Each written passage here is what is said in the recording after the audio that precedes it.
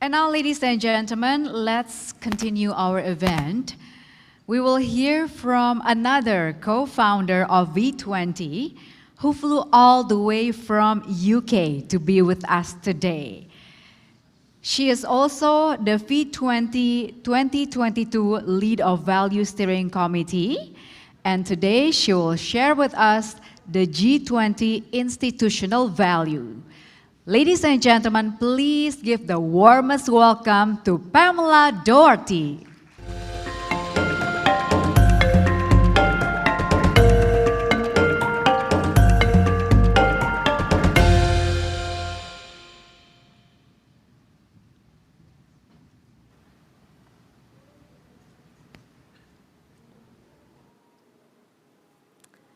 Hello, everybody. And from wherever you're joining us from today, you're very, very welcome. It gives me great pleasure and privilege to present the initial outputs of a special V20 project this year on behalf of the V20 founding group, Values of the G20.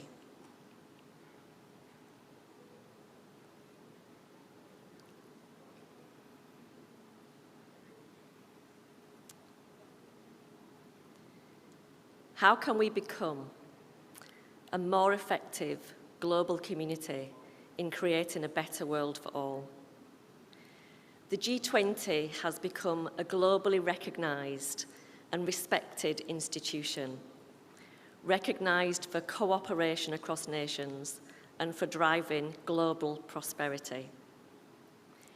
Everything G20 does is driven by values, driven by needs, and the focus of its attention is increasingly on broader needs of populations and communities, both within and beyond its physical boundaries. The agenda this year, led by Indonesia, is inspiring, it's clear, and it's focused on topics that all need collaboration, they all need urgency, and they all need responsibility. The theme for global health architecture opens up with the path to global recovery requires stronger collective cooperation. Digital transformation talks about securing common prosperity in a digital age. Transforming energy transition highlights the urgent need to accelerate the transition to cleaner energy sources. The global challenges we face today are increasing in number and in complexity. How can we work together more effectively to solve them together?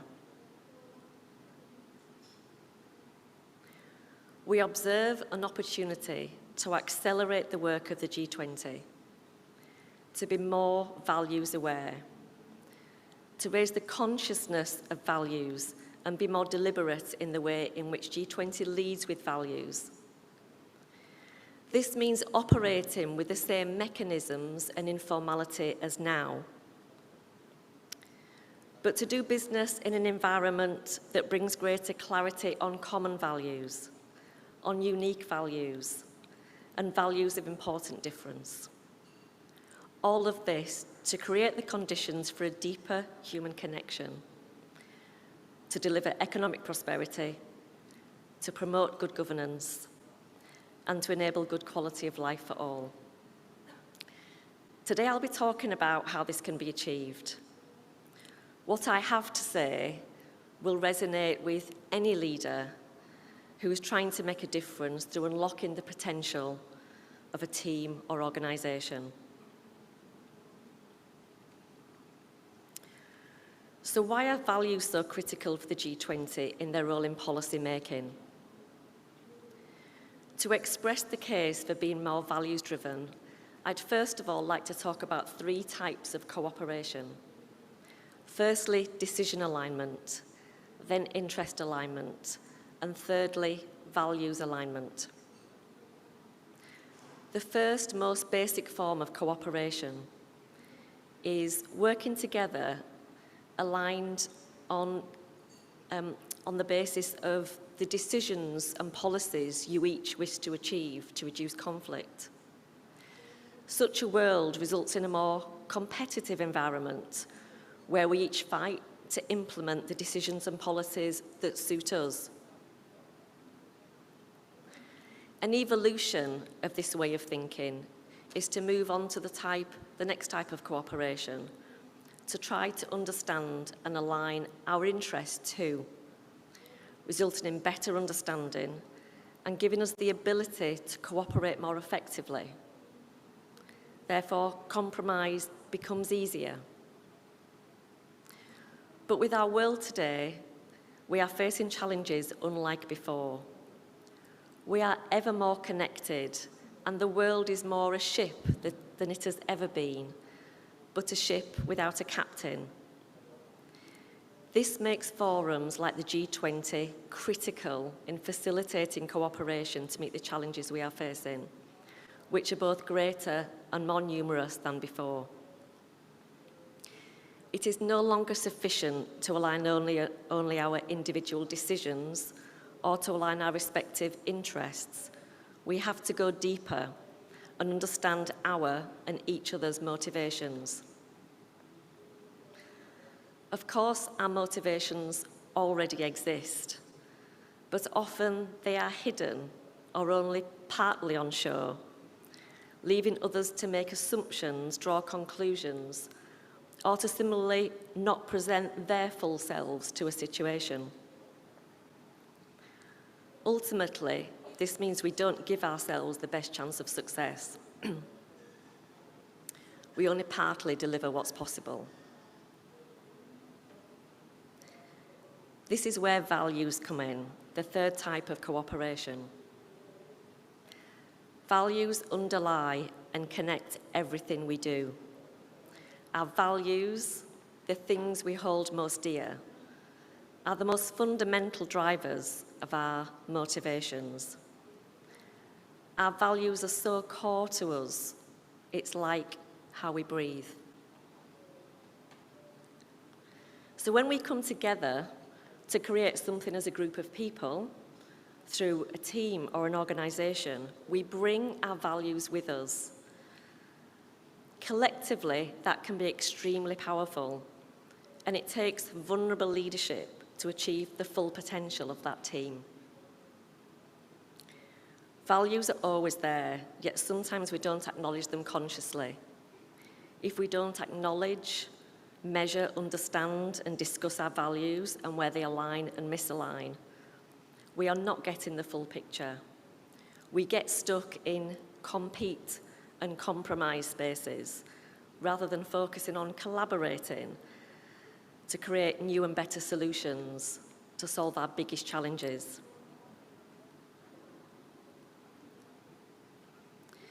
So how can G20 become more values aware? I will share a vision of what that could be. The nations that make up the G20 are separate countries with boundaries, cultures, histories, and ambitions. Take Indonesia as an example. It's a beautiful, colourful, diverse nation. It consists of over 17,000 islands. It has 700 languages and over 1,300 ethnic groups. The diverse Indonesian people have a shared identity, demonstrated with the motto, "Unity in diversity, many yet one." In 2020, Indonesia carried out a national values assessment to understand its people through values. We saw some of that earlier in the session. The number one value in Indonesia is gotong royong, the value of mutual assistance, for which these images show. It is collective kindness. It is the spirit of cooperation. It's the understanding of nuanced values like gotong royong that are vital in enabling people to connect together from different nations and cultures. But what makes G20 What makes G20 work is government leaders taking responsibility and action for the benefit of all mankind. So a very human experience within a physical and cultural dynamic. If we accept that there are unique differences across the globe, and yet the G20 is all about collaboration, I suggest that being more values-driven will enable a much deeper level of human connection, of innovation, and of impact. Imagine the impact of agreeing a common set of values that would guide interactions and decision-making, as well as respectfully knowing and even celebrating cultural and national differences. Organisations and teams tackle this question all of the time. How to create a culture and level of values understanding across the people involved in a particular system and working towards a shared mission. Teams and organisations regularly tackle the question of mission alignment, values alignment, and values awareness. Mission alignment is where teams are aligned on a clear vision or set of goals, creating unity and cohesion, with everyone working towards the same aims.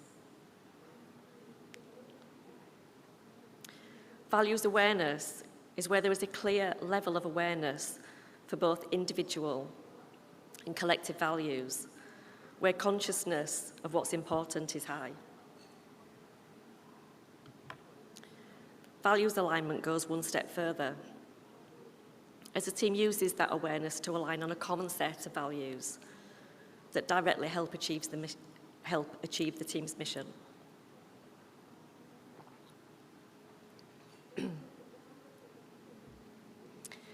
This is a purposeful and powerful step and needs constant attention. I'll bring this to life with an example of the business that I lead, Axia Origin. Our purpose as an organisation directly reflects our own values to help create a more prosperous and resilient world. When starting our business, we used a number of methods to develop a deeper understanding of each other, including creating a string wall, and you can see the image of this on the screen. Each piece of coloured string represents a different person in the team and maps their answers to a range of questions about who they are. This exercise helps us see and celebrate what we have in common and where we are individually very different. We have 3 core values that guide our decisions every day: authenticity, transparency, and generosity. There are many interventions and measurement systems available to achieve this level of awareness and this level of alignment.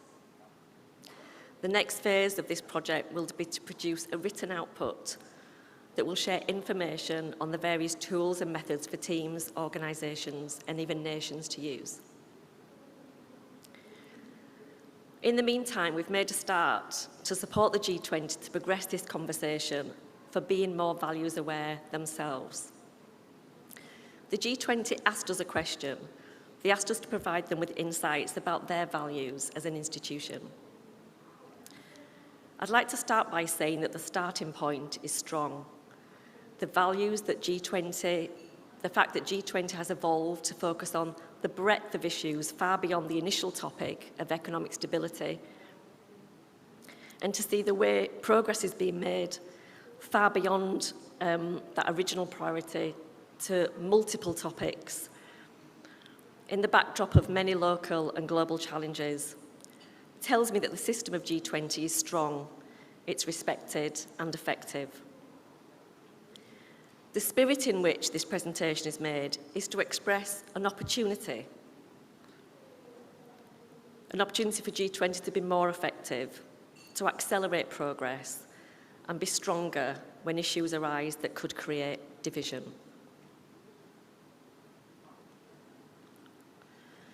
We have carried out analysis of the G20, its focus and expressed values, through analysing the key output each year, the G20 declarations, from 2008 to date. We've approached this analysis in two different ways. Understanding what's important to G20 through the lens of the SDGs. And secondly, we identified values expressed through the declarations year on year. We used different analytical methods for each of these questions. For the SDG analysis, we used natural language processing to find the words that are relevant to our analysis of values and filter out those that were not. We then used word pairings to ensure meaning was interpreted correctly. Those word pairings were then assigned and mapped to an SDG. All of the G20 declarations were then analysed using these same set of rules to provide a year-on-year understanding of where the focus, where the energy was through the discussions, commitments and actions taken. We took a more qualitative approach to assessing expressed values, what I would call a literature review, with each declaration being reviewed by multiple people with a common set of questions. So starting with the SDG analysis. In this moving image, you can see the cumulative occurrences of terms relating to each of the SDGs, starting in 2008 and up to 2021 in Italy. This is an additive demonstration of the focus that the G20 has had on the various SDGs over time. The picture is dominated by SDG 8, decent work and economic growth, which of course is no surprise, bearing in mind the initial G20 priorities.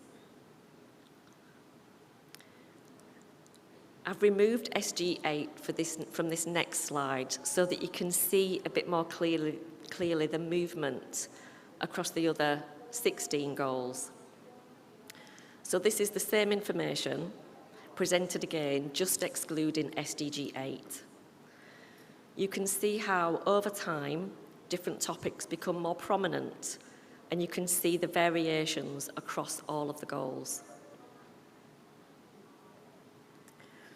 We went one step further to look at each of the SDGs individually. I'd like to look at SDG 8, decent work and economic growth. Unsurprisingly, there was a consistent and strong focus on this SDG. And what looks like a reduction in focus from 2016 isn't. It just reflects the increased balance of attention across a wider group of topics. We also observe the reactive increased focus from significant global events, such as the COVID-19 pandemic. And this is directly why you see this increase in SDG 3, good health and well-being. There are no surprises with these two examples. For this next slide, I'd like to show an example of an emerging topic, SDG 5, gender equality. Like many of the broader topics, it has seen a sharp increase in attention since 2017 and remained in focus despite extraordinary challenges through the pandemic in the last 2 years. I do find 2017 an interesting year, the year in which Germany held the presidency. When reading the outputs from that year, it felt bolder, more diverse, and felt like a step change in leadership from the G20 leaders on some really important topics, including women's empowerment and safeguarding against health crises.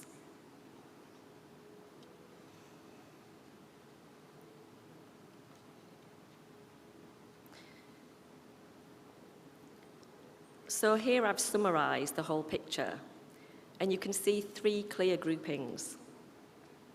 Those areas that have some consistency through the years. Many areas with increasing focus,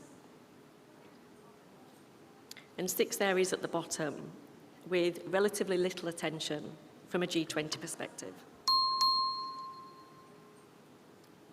I'll let you spend a moment looking at that slide.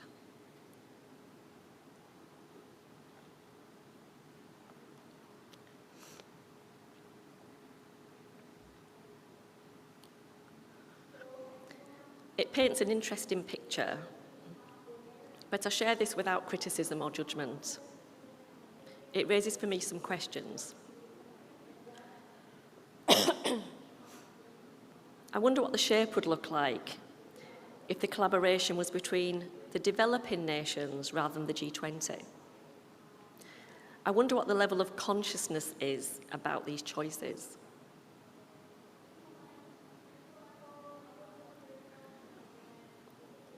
The second area of analysis was the qualitative review of the G20 declarations to look at expressed values.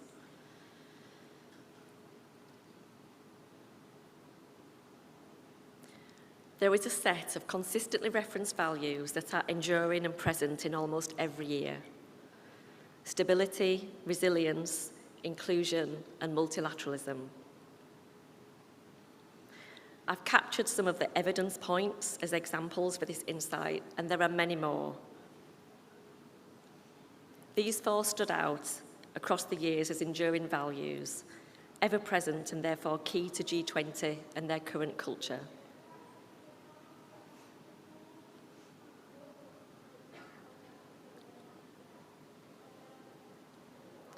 Furthermore, we looked at what emerges as new values from year to year. And here are some of the examples. Some of the examples of these dynamic values showing the year in which they appeared.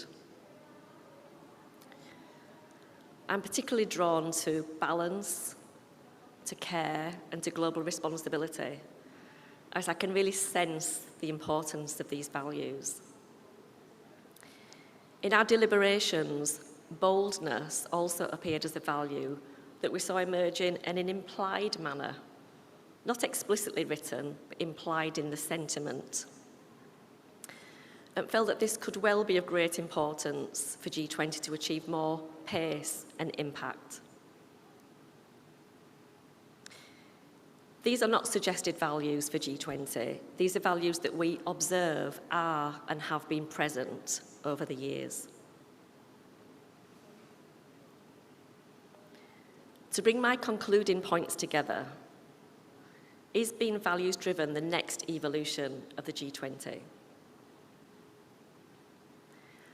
The scope of the G20 has broadened from initially being focused heavily on financial stability and growth to recognising the need for good governance.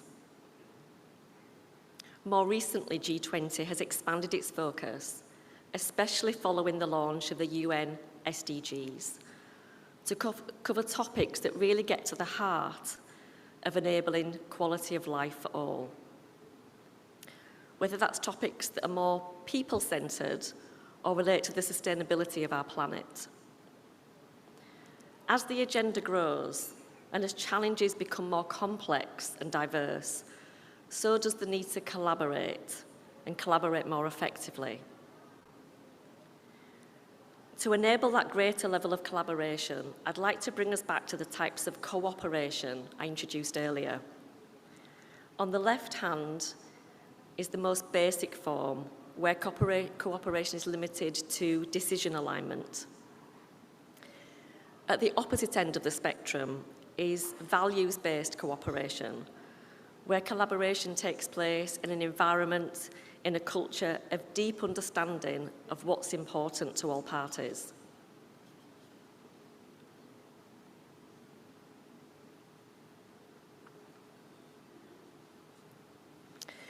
This level of cultural development is happening everywhere, in teams, organisations, and even whole nations. Being more values aware and then using that knowledge and shared understanding to nurture a culture into the right direction for successful outcomes to be achieved. I see evidence all the time that countless organisations and institutions have taken similar approaches. We looked at Axis Origin as an example earlier. We also heard about Bank Mandiri earlier in the session. At a national level, we talked about Indonesia and their recent national values assessment. Many other countries have followed a similar path, with some even measuring character as well as values.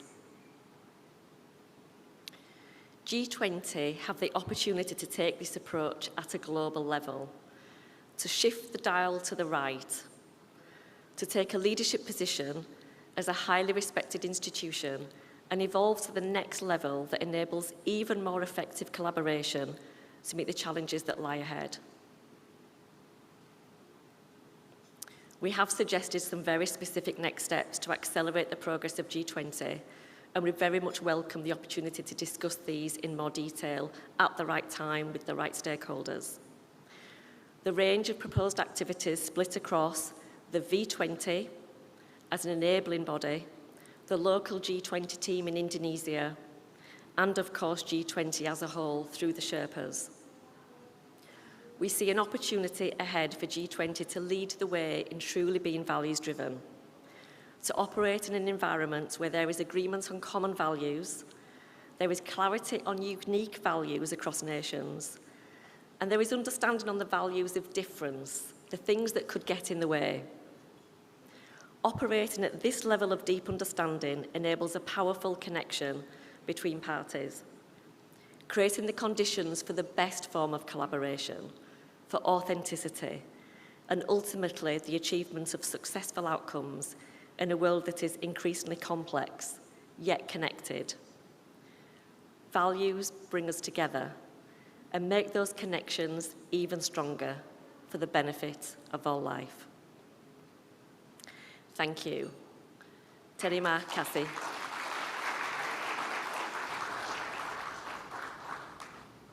I'll hand back to the facilitator, Melissa. Thank you. Thank you, Pamela, for your presentation. You may please be seated on stage, Pamela, because we're going to continue with the question and answer session. Thank you. And for this Q&A session, I would like to invite to be on stage once again, Professor Krzysztof Dembek. Also, we'd like to invite Alissa Wahid as the Sherpa V20 2022. Can we give them a round of applause, everyone?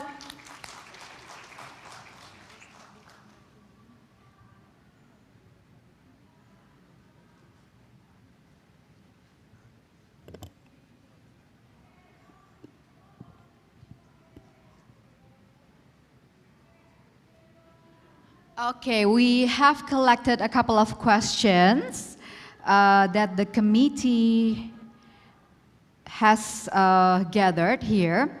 The first question is from Angela. Why do you think that values is even more important today in the society, especially global society? Care to elaborate, please? Pamela, would you like to answer this one? Yes, thank you. I'll go first with that question. I think Dr. Ghazi summarised this really nicely earlier on in the session, where he talked about different levels of values understanding, because it starts with us individually as unique human beings. Our values are always there, most of them develop in our younger years, and they often don't change very much. And if you think about how we work, how we do business, how we make connections and develop our families, it's just lots of human interactions. So naturally there's a progression of taking our own values and understanding how they impact in those different situations, whether it's with our families or whether it's at work in a team or an organisation. And I think the really interesting for G20 is this is such a much more complex environment to bring a group of people from very different nations and very different cultures together. So I think it feels like a natural step for more globally connected people to be answering this very question. Thank you, Pamela. Pak Kris, would you like to add to that question? Yes, sure. I think two things only that I would add. One, what we have always seen, values are basically basic building blocks for our behavior through being the lens through which we assess what is of value to us. So there are two concepts, value and values, that are different but interrelated in a way where We actually use values as a lens to decide what is of value to us, and that drives our behavior. And why it is particularly important today is because we are facing unprecedented challenges where we actually have to change our behavior. Oke, terima kasih Pak Kris. Next question would be for Ibu Alissa.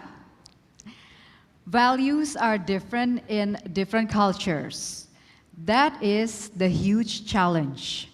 How do you think that this movement will work globally with those differences of culture? It's from Steve. Okay, thank you. In the case of Indonesia, I would take Indonesia as an example. We know that we have different ethnic groups, we have different religions and backgrounds, but we are connected through this idea of Indonesia. There is no original Indonesia in Indonesia. Indonesia is an idea that binds people from different backgrounds into one nation, right? So this unity in diversity is to celebrate the diversity, but at the same time to bind us together. So if we can take this into a global landscape, the case would be the same. We would have respect to each individual local wisdom and values, but at the same time we can work together,